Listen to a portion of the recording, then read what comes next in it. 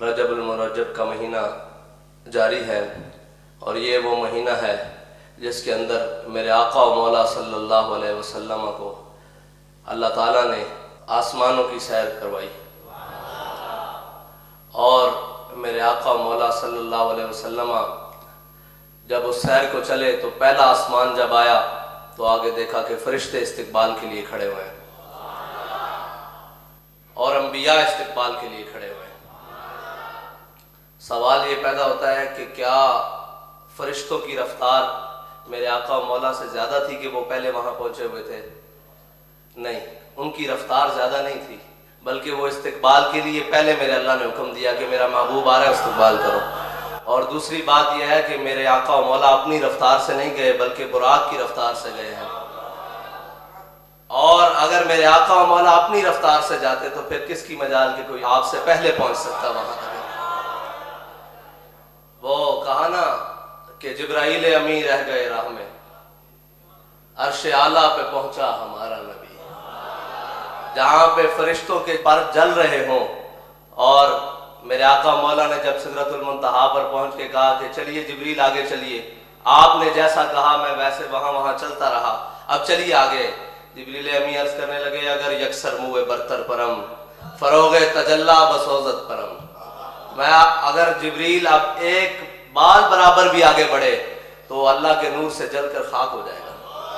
میرے آقا و مولا نے جب معراج کی جانب سفر کیا تو رستے میں میرے آقا و مولا قصداً حضرت موسیٰ علیہ السلام کی قبر مبارک کے اوپر سے گزرے تو آپ نے مشاہدہ فرمایا کہ موسیٰ علیہ السلام کھڑے ہو کر نماز پڑھ رہے ہیں۔ بعض یہاں پہ محدثین نے لکھا کہ صلاۃ ہے، صلاۃ کا لفظ کہ حضرت موسیٰ علیہ السلام نماز پڑھے تو قبر میں تو نماز نہیں ہے نا جی۔ تو پھر مفتی احمد یار خان نعیمی صاحب نے لکھا کہ حضرت موسیٰ علیہ السلام نماز نہیں پڑھ رہے بلکہ قرآن میں ان اللہ و ملائکتہ یصلون علی النبی، یصلون سے معنی مراد یہ بھی ہے کہ وہ میرے آقا و مولا صلی اللہ علیہ وسلم پر کھڑے ہو کر درود السلام پڑھ رہے تھے۔ میرے آقا و مولا جب عرش اولا کی جانب بڑھے تو رستے میں میرے آقا و مولا کو جو مشاہدات کروائے گئے اپنی امت کے بارے میں، میرے آقا و مولا جب آگے بڑھے تو دیکھا کہ کچھ لوگ جن کے پاس ہانڈیوں میں پکا ہوا گوشت ہے اور دوسری جانب اس کے ساتھ بدبودار اور کچا گوشت بھی ہے، تو وہ لوگ ہانڈیوں میں پکا ہوا صاف ستھرا گوشت چھوڑ کر بدبودار گوشت کو کھاتے ہیں، پھر دوبارہ وہ گوشت ہانڈیوں میں آ جاتا ہے، پھر وہی صاف ستھرا گوشت بھی ان کے سامنے ہوتا ہے اور پھر وہ بدبودار گوشت کی طرف بڑھتے ہیں اور وہ کھانا شروع کر دیتے ہیں۔ میرے آقا مولا نے فرمایا جبریل امین یہ کون لوگ ہیں؟ انہوں نے عرض کی یا رسول اللہ یہ آپ کی امت میں وہ لوگ ہیں کہ جو حلال چیزوں کو چھوڑ کر حرام کی طرف بھاگا کرتے تھے، جو اپنی حلال عورتوں کو چھوڑ کر حرام عورتوں کے پیچھے بھاگا کرتے تھے، اور یہ وہ عورتیں ہیں جو اپنے حلال مردوں کو چھوڑ کر حرام مردوں کے پیچھے بھاگا کرتی تھی۔ یہ ہے پہلا وہ میرے آقا و مولا کو جو مشاہدہ کرایا گیا زانیوں کے بارے میں۔ میرے آقا و مولا صلی اللہ علیہ وسلم آگے بڑھے، میرے آقا و مولا صلی اللہ علیہ وسلم نے دیکھا کہ جگہ ہے وہاں پہ پتھروں کے درمیان سر رکھ کر اوپر سے پتھر مارا جاتا ہے، پھر وہ سر درست ہو جاتا ہے، پھر پتھر مارا جاتا ہے، پھر وہ سر درست ہو جاتے ہیں، پھر پتھر مارے جاتے ہیں۔ میرے آقا و مولا صلی اللہ علیہ وسلم نے جبریل امین سے فرمایا جبریل یہ کون لوگ ہیں؟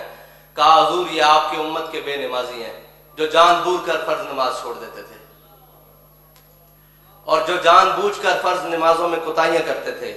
میرے آقا و مولا صلی اللہ علیہ وسلم جب آگے چلے تو آگے جو دیکھا کہ ایسے لوگوں پر گزر ہوا جن کی زبانوں اور ہونٹوں کو لوہے کی کینچیوں سے کاٹا جا رہا تھا، جن کی زبانوں اور ہونٹوں کو لوہے کی کینچیوں سے، جہنم کے لوہے کی کینچیوں سے کاٹا جا رہا تھا۔ تو وہ جب کاٹ لیا جاتا کچھ وقت گزرتا پھر وہ دوبارہ اپنی حالت پر آ جاتے، پھر کاٹ دیا جاتا پھر اپنی حالت پر آ جاتے، پھر کاٹ دیا جاتا پھر اپنی حالت پر آ جاتے۔ میرے آقا و مولا صلی اللہ علیہ وسلم نے حضرت جبریل امین سے فرمایا اے جبریل یہ کون لوگ ہیں؟ انہوں نے عرض کی یا رسول اللہ یہ آپ کی امت کے وہ وائز ہیں جو کہا تو کچھ اور کرتے تھے لیکن اس پر عمل نہیں کرتے تھے۔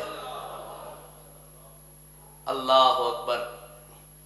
لوگوں کو تو یہ کہتے تھے کہ نماز پڑھو لیکن خود نماز نہیں پڑھتے تھے، لوگوں کو تو یہ کہتے تھے کہ صالح اعمال کرو لیکن خود عمل صالح کی طرف نہیں جاتے تھے. لوگوں کو تو یہ کہتے تھے کہ سود سے بچو لیکن خود سود میں شامل ہو جاتے تھے. لوگوں کو تو یہ کہتے تھے کہ بے حیائی سے بچو لیکن خود بے حیائی کے اندر رغبت رکھتے تھے. ان کے ہونٹوں کو جہنم کی کینچیوں سے کاٹا جا رہا تھا. یہ ہے وہ بات جس کو امیر المجاہدین نے سیدھا کیا کہ جو کہا اس پر عمل کر کے بھی دکھایا. ہم نے اپنی زندگی میں جب آپ حادثے کے بعد بستر پر آئے تو ہم نے اپنی زندگی میں یہ نہیں دیکھا کہ کبھی آپ جان بوجھ کر آپ نے کوئی فرض نماز سے کوتاہی کی ہو. جیسی بھی حالت آئی، سفر ہو، حضر ہو، مشکلات ہوں، جیلیں ہوں، پانی ہو نہ ہو، سردی ہو، گرمی ہو، آپ نے نماز نہیں چھوڑی. ہاں، نماز جان بوجھ کر کبھی نہیں چھوڑی، بالکل کبھی بھی نہیں. اور جب کہیں آ گئی آپ فرماتے تھے ہمارا کام ہے سجدہ کرنا، مالک کا کام ہے وہ قبول کرے نہ یا کرے. تو سجدے کری جا، کسی نہ کسی دن تو وہ تیرا قبول کر لے گا نا. اور یہ دین کے معاملات میں جتنی انہوں نے صفائی رکھی اور جو سیدھے معاملات رکھے، ہم نے نہیں دیکھا کہ کسی سے لین دین کرتے ہوئے آپ نے کہا ہو کہ جناب یہ تھوڑا اور یہ زیادہ اور یہ ایسے کم ہو. ایک ہم پروگرام میں جا رہے تھے کہ رستے میں ایک ٹول پلازے سے ہم گزر گئے تو صاحب ذرا رش تھا، ہم نے ٹول پلازے کا وہ جو پرچی ہوتی ہے وہ نہیں دی تو آپ نے آگے گاڑی سائڈ پر کروا کے فرمایا تم حساب لگاؤ کتنی گاڑیاں ہیں. میں نے کہا جی اندازاً 25-30 ہے. فرمانے لگے یہ پیسے لے جاؤ 50 گاڑیوں کے پیسے جمع کرواؤ تاکہ کل کو ہمارے اوپر ہمارے سے یہ سوال نہ ہو سکے.